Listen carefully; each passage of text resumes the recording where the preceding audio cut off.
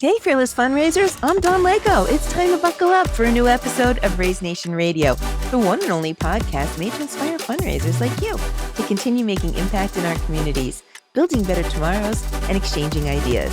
So whether you're a trailblazer or seasoned pro, you'll pick up the trends that transform your fundraising. And together, we'll dive into lively conversations and chat with industry-leading fundraisers and thought leaders to explore hot-button issues and innovative ideas. So stay with us for the next 30 minutes while we inspire you to embrace the future of fundraising. All right, let's get going. I am so excited to get into some really good conversations with my next guest. Welcome back to the show, everyone. Before we get started, I do want to express my gratitude to all of you who made this show such a fan favorite. And if you're new to the show, please join Raise Nation and our community of fearless fundraisers. We love to just connect with you this way and help build better tomorrows together, because after all, we are in this together. So somebody that's going to help us kind of, connect a couple more dots is Geng Wang. I hope I said that right, because don't have quite the flair that I need. So Geng Wang, who's the CEO and co-founder of Civic Champs. I've done some homework, so this should be a very interesting conversation. Excited to see where it takes us, but hopefully we'll explore some new territory for the Raise Nation audience. So, Jung, how'd I do with pronouncing your name? Welcome to the show. Yeah, pretty good, pretty good. Yeah, thanks for having me, Don. It's a pleasure to be here. Yeah, thanks for the invite. Yeah. Oh, I'm excited to talk to you. I've done a little homework, so looking forward to getting some of your perspective. Before we jump in, though, our audience would love to get to know you, and I'm not about reading bios. So if you wouldn't mind just introducing yourself, let us know where Civic Champs started and what you do there. What is Civic Champs? And just whatever you'd like to share personally so our audience can feel a little more connected to you. Of course, of course. Don, like you said, my name's Dong Wang, and I'm the CEO and co-founder here at Civic Champs. And so we're a software platform. We serve only 501c nonprofits here in the US. And basically what we do is we help them with volunteer management. So think of all the recruiting, engagement, retention issues that you might have with your volunteers. We try to make that whole process as smooth as possible, not only for the administrators, but also for the volunteers, right? And so we leverage technology like geofencing on our mobile app to make it really slick for people to check in and check out. We have ways for people to apply. We could do digital waivers, right? And we make it easy for you to communicate, engage, and even collect feedback from these volunteers. So that's sort of what we do. I think your other, question you asked was, how do we get started and sort of the inspiration a little bit here. And so in 2019, we launched Civic Champs, and there's a lot of reasons, right? This is my third tech startup, and Third. fortunate. Yeah, You're yeah, third. Oh, third. wow. Okay. Yeah. And so, but this time, like many folks in the sector, I wanted to do something that had a bit more social impact, right? And my prior two, one was a apartment search engine, another did social media management. But this time, volunteer really spoke to me. And we think back to 2019, that's sort of when we had, the beginning of like Black Lives Matters. It was also, we were in, and maybe, somewhat contentious, although I'm not sure it's been much better time in terms of, politics. And I thought, what's one thing that really brings communities together? And I think, kept coming back to this idea around volunteerism. And so, thought, is there a way for us to encourage or support volunteerism in our communities? Not only because it's, good for the soul, it's good for you, it's good for the clients, of course, right? But also it was a way, I thought that we could bring our communities back together. Yeah.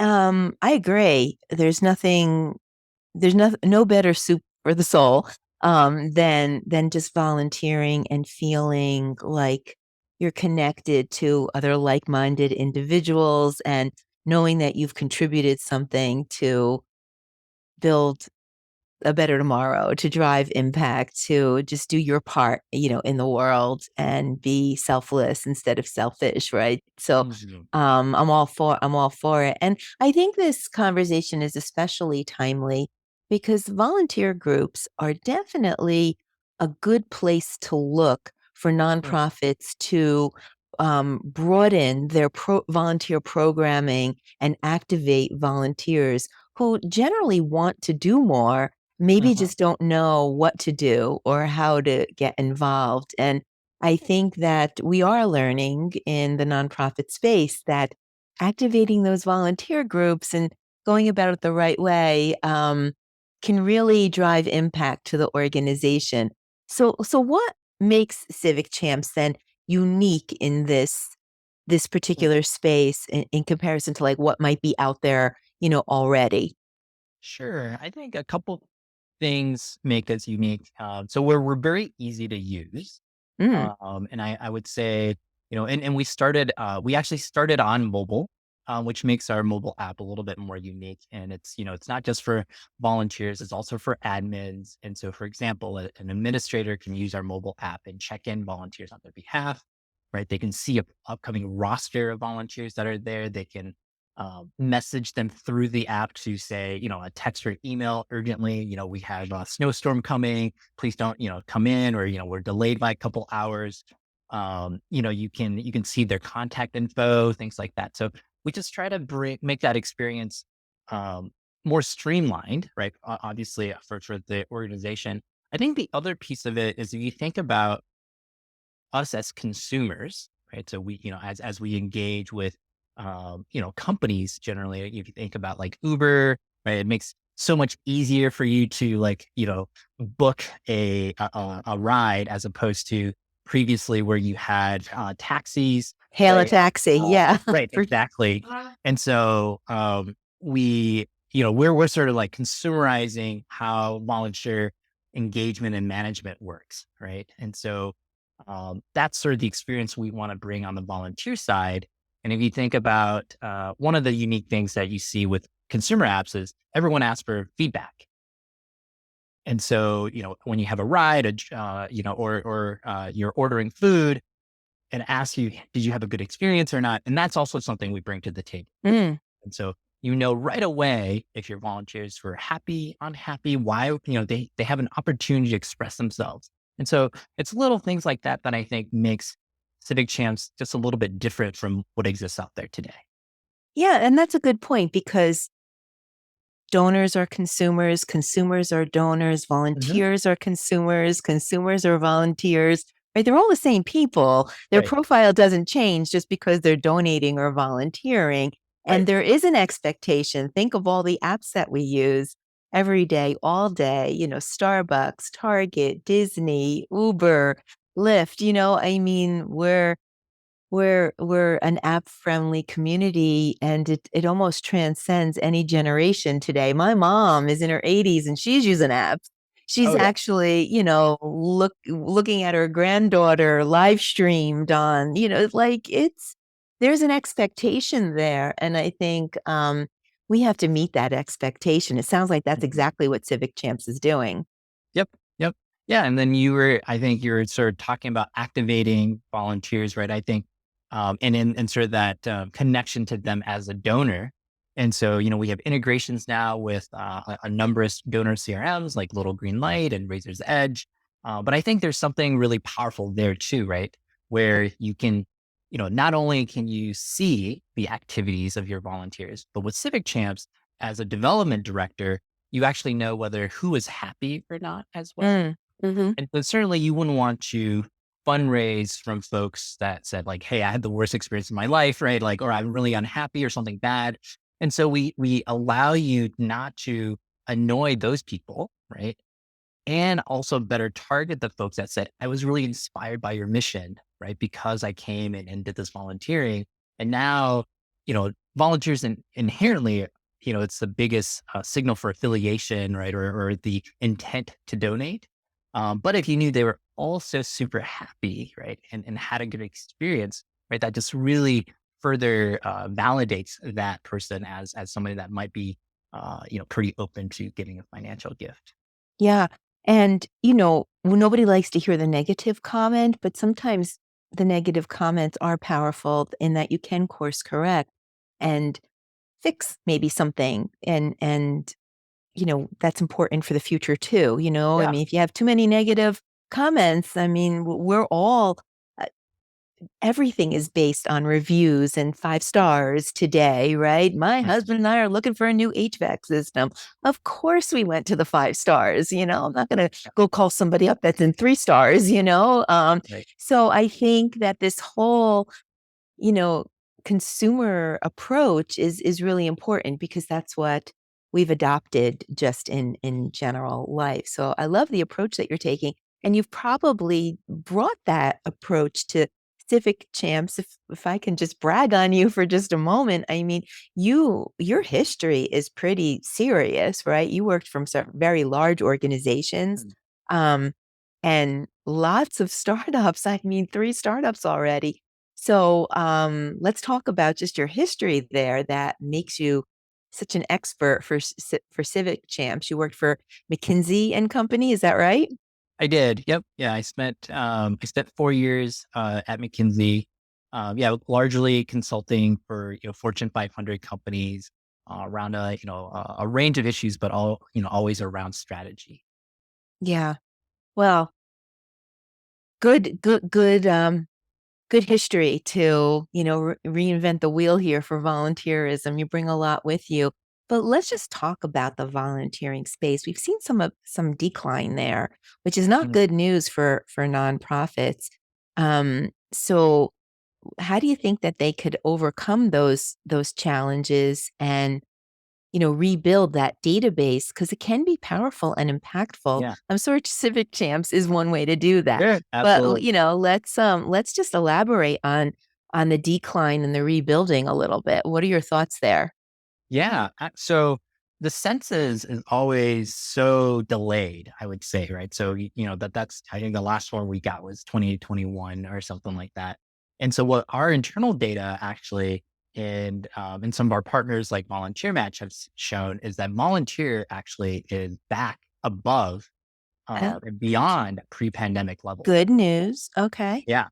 And if you could do a very simple thing, go to Google search trends and just search, volunteer opportunities around us. And you could just see the people that are looking for volunteering opportunities is higher than ever. Right. And I think that's part of the good news. And some of that probably has to do with the pandemic, right? As people reflected on, you know, what's important to us, right? There's a lot of folks that decided that, hey, I want to have more impact in my life, right? Like this sort of like very jarring moment, right? It sort of reminded us of like what's really important. And that's great, right? Um, I think the really interesting thing for me though is that I think the decline in individual giving has not necessarily changed, right? And so that again highlights for me this really great opportunity, right? So you have this decline in individual giving, but this really uh, increase in wish to volunteer, right?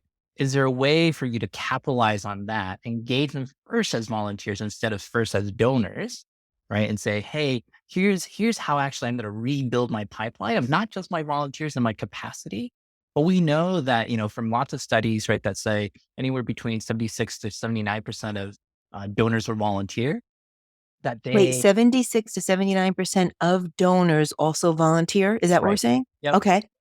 And so do you have this pipeline of volunteers, right? They're even if you don't do anything else differently, right? You're just going to grow that pipeline of potential donors as well. And of course, if you actually target them and talk to them uh, in sort of like a specific campaign, right? You're going to increase the effectiveness, of course, right? And so I think that's one way that folks can really counteract that decline in individual giving, right? Is if you think about again from psychology, if you're asking me for a gift or to do something, right, I have to feel an affinity for you, right? I need to believe in the mission. And the best way for me to see that in action probably is for me to volunteer, right? And so now you have folks that say, oh, yep, I've been there. I believe in it. And I actually gave my time. It was really precious, right? And so my willingness, and that's why I think why right. Volunteering is that such a big signal for the willingness to give. Right. That's an interesting concept because there's some controversy about the decline in giving, right? We're feeling that and believing that, but there's also the thought process that it's not so much a decline in giving, it's Mm, more of a who and when am I giving to? I'm a little bit more discerning in my giving, where and I see it in my own household. I see my dad. I God love him. He is a very generous person, but he really gives blindly, right? He has his mm, top charities that he gives to, and he writes out his check a couple times a year, and mhm. I don't even know that he knows why. I don't know that he knows the story, the history, the impact, the programming. It's just, blind giving. Now, my daughter, she's young, so she doesn't have the same pockets that my dad Yeah. might have, but she doesn't part with her money so easily. Like she's very, well, I need to look into the mission. Where did they get started? What is their impact? I want Mm, asks a lot more questions before she gives up her dollar. So there is like that little controversy, but either way, I like this idea of connecting donors to volunteers and volunteers to donors because that's what you're doing. You're driving that deeper connection to let somebody experience the mission firsthand, almost test drive it, if you will, and get that deeper connection to convert into donors because really it is a gift, whether you're giving a dollar or whether you're giving time. Time is money absolutely. too.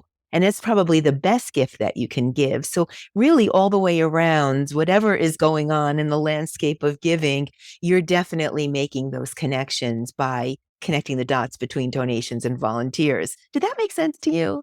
Yeah, yeah, of course. I mean that, and that's why we were super excited about some of these partnerships, right, with the donor platforms. Yeah. We'll continue to do more and more of them, right? Because I think there is so much power. And even with your existing donors, right? Get them to volunteer. Hmm. When we looked at we had a webinar we did with our friends at Little Green Light, and they just did, it was an all-encompassing study, right? But they showed the median gift, right? From their volunteers in the platform was double what the Hmm. folk that did not volunteer, right? And that kind of makes sense, right? Even as an existing donor, if I'm volunteering, I get to know you more. I feel even more, passionate about your mission. And so I think there's some, like a way to grow your donations with your existing base, even, right? Just get them to volunteer. Yeah. Yeah. We're totally saying the same thing. So take us through the Civic Champs dashboard or like what does it look like day to day for a nonprofit to leverage your software and to use it in their operations? Like what does that look like? I need a visual. Can you describe that for me? Sure. I think this varies, right? By the organization. So we serve, everyone from conservation groups to animal shelters to habitats to, mentoring organizations. And so everyone's volunteering programs can be a little bit different and your process is a little different. So this is kind of we'll call it a generic version of this, right? Okay, fair enough. Um, but you can, with Civic Champs, we have applications, for example. So you can imagine on your website, there's a link to apply. And there's, when you open the link, it's, just a standard form and you can fill out all your information. So you apply to be a volunteer. On the back end, you can see, on the Civic Champs dashboard, folks' answers to those questions and whether you want to approve or not approve them. In the process, we collect digital waivers. We track when they expire so that when they, it's a year from now, we'll automatically prompt those volunteers to re-sign those waivers to keep you in compliance. And then once you have your volunteers, right, the next stage is, how do I get folks scheduled onto my calendar, so to speak, right? And so um, a couple different ways. So you can embed our calendar, right? You can imagine a calendar on the website. It has all the different events listed. People can click in and sign up for them. On the flip side, we have our mobile app, very similar, right? They can, look through your list of events that you have, select the ones that they want, sign up for them. And as an admin, some of the things that, you can do that's a little bit more powerful is say, yeah, like who gets to sign up for these events, right? Maybe it's a specific group, maybe it's a private event only for a corporation. And so there's some really rich functionality there as well. And then when you show up, right, this is where we got started is just, how do I track hours? How do I get them to sign in? And so, we have a kiosk, right? People can find their name, hit the check-in button, they can sign their waivers on there, they can check out. We'll automatically check people out at the end of their shift if they forget, right? So just to add some automation features in there. And then on the mobile app, of course, right? So when someone shows up with Civic Champs on their phone, because we use geofencing and geolocation, it'll say, "Hey, Don, you must be here to volunteer for Habitat today." And you're like, Hmm. "Yeah, that's right. I am." And that's it, right? It'll auto check you out at the end of the shift. And if you remember though, when you do check out, it'll say, "Hey, Don, did you have a good experience? Would you like to leave a response Hmm. today?" And you can say, "Oh, it's the most inspiring. I loved it." Or, "You know what? I stubbed my toe and and nobody cared." Right. And so, it was a sad face. But all of that data gets fed back to, Civic Champs, and you can, easily scan through and say, "Hey, oh, here, I need to reach out to Don," or here's somebody that's really Check on her excited. toe. Right, right. Yeah. Yeah. Well, Don, how's your toe? Are you okay? And the great thing is when we were consulting for big companies, there's this big idea around giving people a platform to share, Hmm. to sort of get it off their chest, because they're going to get it off their chest one way or the other. And either it's going to be on your little reflection form, or they're going to tell their friends. Yeah.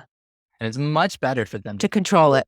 Yeah. Yeah, and then you can do, you can reach back out, and sometimes your best supporters are the ones that didn't have a great experience initially, but you showed you cared, and then you turn them around, and they're like, "Oh my god, no one has ever done that for me. Yeah. No one Gives you that cared." opportunity. Yeah. Sure. Wow. I love it. It's Mhm. it's very unique. Do you have a success story for us? I mean, if you can't mention a particular organization, can you just give us a scenario? Like, what were they trying to accomplish? They used Civic Champs, and this was the outcome. Can you frame it up like that and think of Yeah, I'll pick one that where we did a webinar with, so it's not like it's not public, right? great, So, great. Thank you. um, so the client is Habitat Bowling Green in Kentucky. Okay. But they had a tornado go through their community, and so you know, uh, you know, destroyed a number of homes, right? Caused a lot of damage, and they were already sort of facing a housing shortage, right? And that's that second part, maybe not super unique to that community because we're facing that across the board. But they really stood up and said, "Hey, we're gonna take on this challenge of rebuilding all these homes in Kentucky." And so their local affiliate, previously I think was building, one home a year or something like that. They said, we're gonna do 10 homes, right? We're gonna 10x our sort of impact for the year, and we're gonna do this thing called a Bill Blitz. And um, it was like 10 homes in 10 weeks, but they were going to do sort of foundation to roof for all 10 homes in 1 week. Right. And so they had this big sprint. And so they had 200 volunteers a day come out for this. Right. And so they used Civic Champs to do all the recruiting and the scheduling and all that stuff. Um, and on day one, of course, right, they had a thunderstorm in the morning, like day one, Mm, right? Like mm. your big event. It's and Habitat, you're outdoors. There's no Yeah. getting Okay. around that. I'm feeling the And so pain. and so, but they used, the platform, and they, text and emailed everyone ahead of time, said, "Hey, go grab some coffee, come back in 2 hours. The storm's gonna, roll by." And only 2 people showed up early, right, out of 200. And so, Wow. uh, that was I was like, "Oh, wow," better than even I expected. Yeah, for sure. And so yeah, and then when people came in, they had they used our kiosk to check people in. They had only one staff member using the kiosk to check in 200 people, right? And it worked great.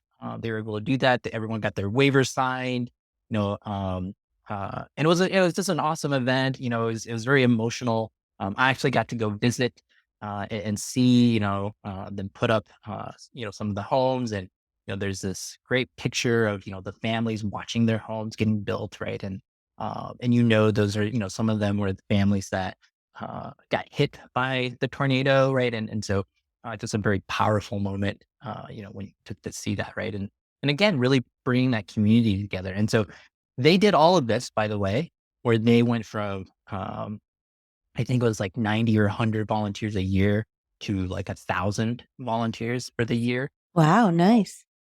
without any staff increase. Uh-huh. Wow. Right. And so I think, I think we were a big part of that, right? Just to really give you the power to, to manage so much more without having to feel like you're managing so much. Yeah, so volunteers, I guess, acclimate to the app pretty easily, and in some cases don't even think that it's a maybe third party, think it's something that the nonprofit just has part of their website. Is it that seamless?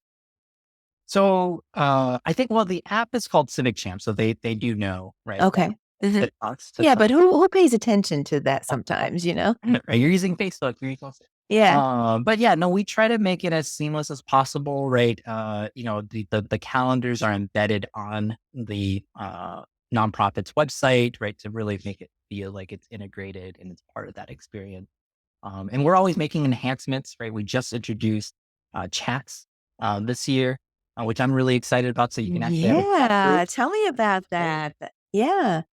And so imagine like a big event like that habitat build, and where you have a team of maybe 10 staff members, and you're everywhere, right? You're not really in shouting distance. Sometimes groups will have walkie talkies, which is great, but it's just another way to have a platform where you can actually share updates, questions, things like that. You can add all of those volunteers for the day into a chat group too, to maintain, another way to maintain communications with them as well.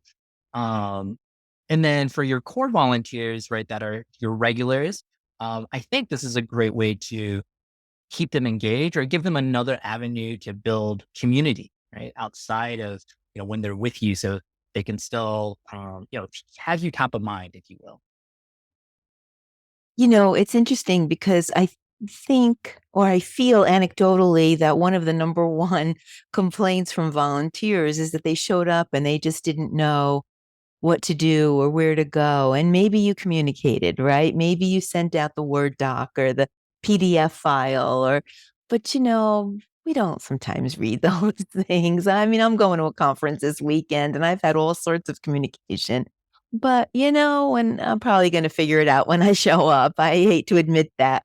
But I've been there. I grew up in event planning space, right? And I've been there where you need to in real time communicate with somebody that's on a different floor, a different building, or not in earshot. And the walkie talkies are good, but I mean, so this just is so handy. I mean, really lets volunteers know what to do, when to do in real time, Yeah. how to do it, and it takes all of that away. It's a beautiful thing. Yeah. Well, and you'll find that volunteers at some point will just answer before you do, right? Because if somebody else knows the answer, a lot of times they feel like obligated to also contribute. And so someone has Yeah, a question before a staff member gets to it. Even they'll be like, "Oh yeah, no, parking is on the north side. Blah blah blah blah blah. Here's because how I somebody got in." knows the answer. Right. Sure. So another sort of, let's call it capacity increase, right? Leveraging the sort of community to help you with. And empowering leaders amongst your volunteer group, Yeah, right? So, absolutely. yeah, that's really cool. So I also can see where this might be handy with maybe service hours. Is that a stretch or is that fair statement? Like if you're a high school student and Mm. specifically if you go to a religious school, where you might need to put in so many service hours, does this help validate those service hours and Mm. streamline those processes? So we focus on supporting the nonprofits themselves manage their own volunteers, right? And so for the service student, the relationship and where we can help is like we make it easy for them to track those hours with Yeah. that nonprofit, right? And we make it easier for the nonprofit to share that data back to that student. We're less good about, if you're like if you're the school itself and you're trying to track your service students across 15, 20 different nonprofits, that's a little bit less of what we do because each one of those nonprofits is going to have their own processes and et cetera, right? That said, we serve some uh, high schools and schools because they have mandatory parental volunteering, and that Mm, we're much better at because those are your volunteers and you're tracking their hours in terms of their engagement within the school environment. Right? And so we're a good fit for that, or like soccer clubs, swim clubs. yeah. I think I was talking about the former. I wasn't even thinking about, the latter.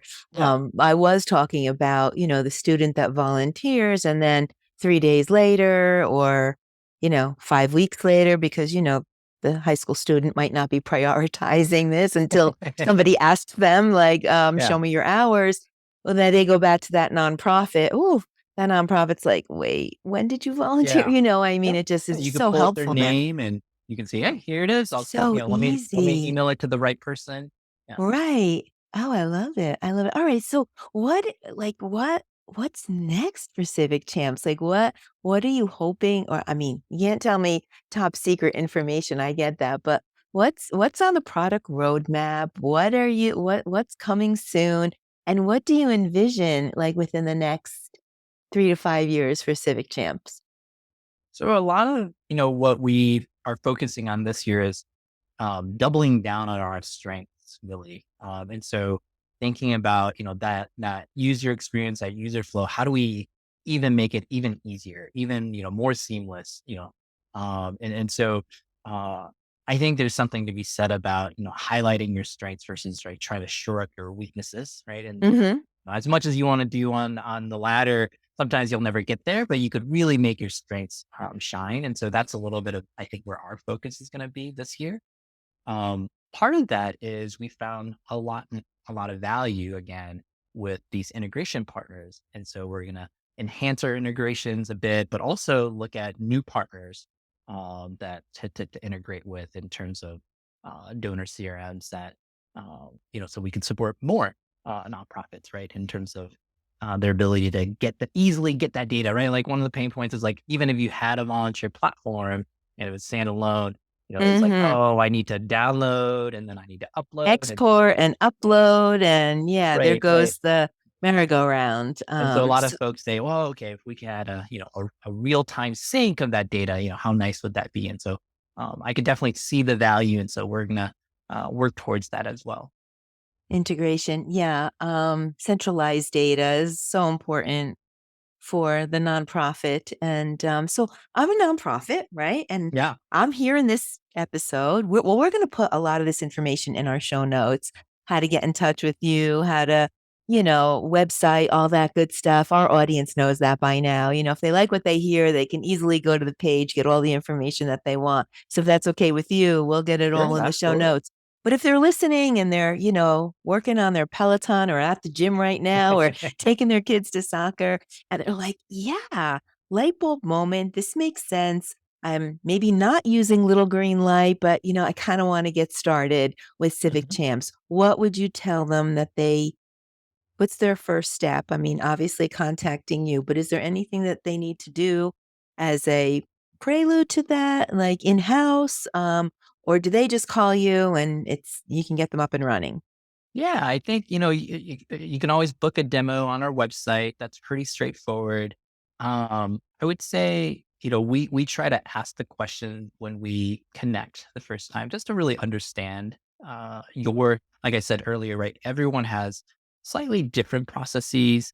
And so we want to tailor, not just uh, the sales experience, right? But really the product, when you're onboarded to say, okay, well, maybe you don't need this feature, right? So we'll take it out so it doesn't clutter your view, right? Or hey, the best path for your onboarding for your specific volunteers is A, B, or C, right? And so we'll try to take on a big part of that load from folks, which probably is a little unique and different, for compared to some other folks where maybe it's a little bit more self service. Yeah. So nonprofits kind of face, a lot of challenges. Um, I'm hoping they're making volunteerism a priority because it's definitely a group that can be activated.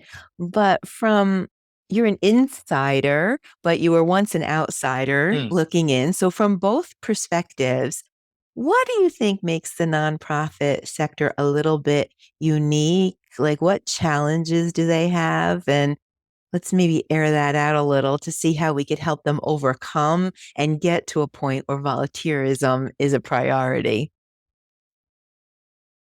Well, I'll start with the positive thing Uh, is Always start with the positive. the sector is so nice.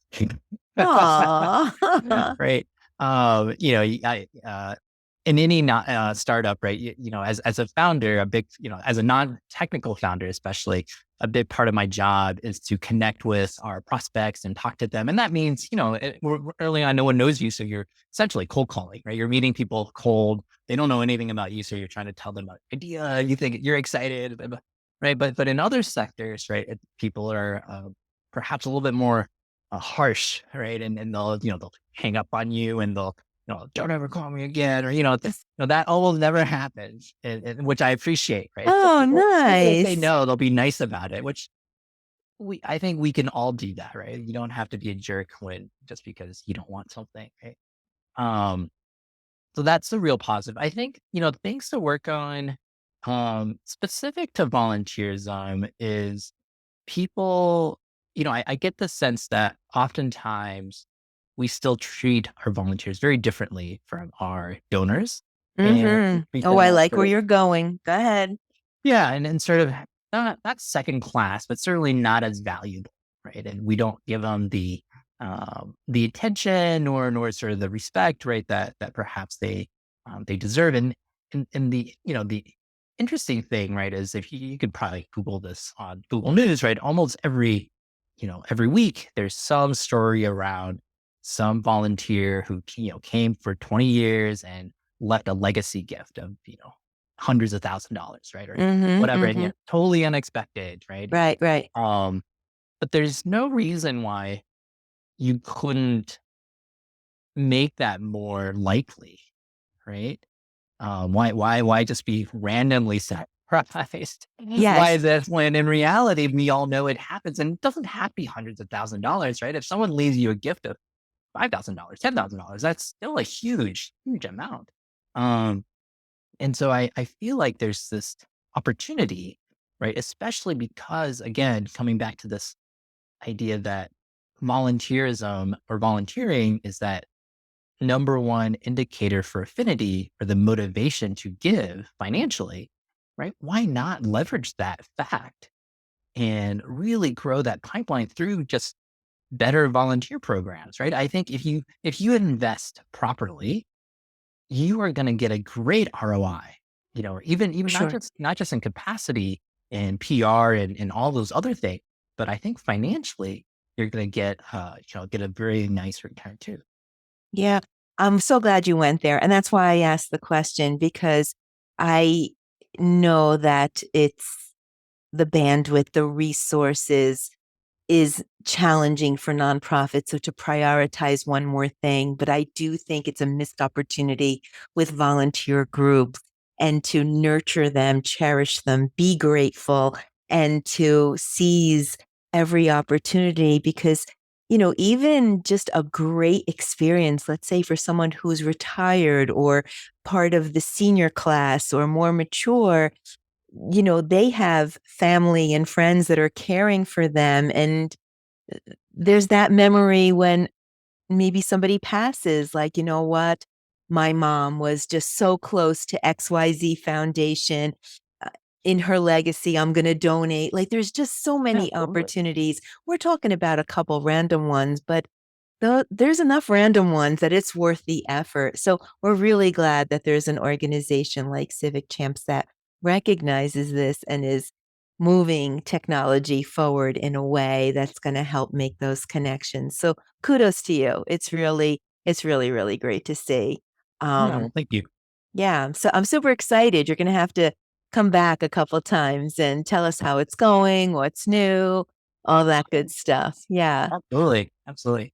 Yeah, well, Fearless Fundraisers, I hope you light bulbs were going off. Maybe you have a different perspective about your volunteers.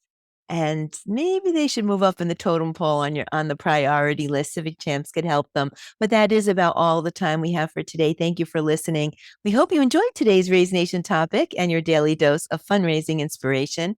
Please tune in for a new episode release every Thursday at 12:30 p.m. That's Thursdays, 12:30 p.m. Eastern Time. But in the meantime, like and follow all the episodes on Raise Nation Radio. We stream on 10 different channels. So we're bound to be on wherever your favorite podcast channel is. And if you're a fundraiser, we know you're doing amazing things. We know your stories are awe-inspiring. Come join us on Raise Nation Radio. We can talk about your cause and your mission and everything that you're doing. So hit me up, hello@onecause.com. I would like to thank our sponsor, One Cause, for making this episode possible. One Cause is driving the future of fundraising with easy-to-use digital fundraising solutions that help nonprofits connect with donors. Check it out at onecause.com. And please be sure to visit the resource tab. There is a broad catalog of content. It's all free, and you should find it very helpful. Huge shout out and thanks to my guests. This was such an interesting conversation. From the CEO and founder of Civic Champs. I'm going to try it one more time with my American accent, Wang. How'd I do, Jung? I really want to make sure I get that right. No, it's good. It's good. Okay, good. I'm trying there. I really enjoyed our conversation. It's fascinating. And thank you for helping us prioritize volunteer groups and activating them. But we ask all our guests, so I'm going to ask you as well. Any last words of inspiration? Well, I guess just I'm inspired by every day by the mission and sort of the passion of everyone I talk to. And so thank you to everyone that's listening for everything that you do. And, of course, it's National Volunteering Month. And so I would be remiss not to encourage everyone to go out there and to volunteer at your favorite organization. It's, like I said, it's good for the soul. It's good for your community, and hopefully you'll have a great time as well. Yeah. Aw, thanks for that. All right, everybody, get out there and volunteer. Thank you again so much, Jung. We really appreciate it. Until next time, I'm Dawn Lego. This is Raise Nation Radio. You stay fearless out there.